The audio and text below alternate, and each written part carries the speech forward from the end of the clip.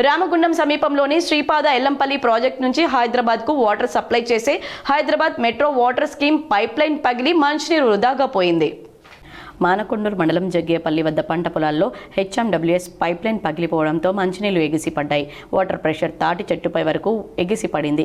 Water pressure పగిలిన చోటు నుండి ముందుకు వస్తూ భారీ ఎత్తున పైకి నీరు ఎగరడం అద్భుతంగా ఆవిష్కృతమైనప్పటికీ చుట్టుపక్కల కరెంటు వైర్లు ఉండడంతో అధికారులు అప్రమత్తమై పవర్ సప్లై నిలిపివేశారు. హైదరాబాద్ మెట్రో వాటర్ వర్క్స్ అధికారులు మోటార్ ఆఫ్ చేసి నీటి సప్లై నిలిపివేశారు. పైప్లైన్ పగిలిన చుట్టుపక్కల ఉన్న తాటి చెట్లపైకి వాటర్ ప్రెషర్ ఎగసిపడిన దృశ్యం స్థానికులను భయాందోళనకు గురిచేసింది. ఎగసిపడుతున్న నీటి ఉధృతికి సమీపంలో ఉన్న తాడి చెట్లు సైతం నేల కూలాయి.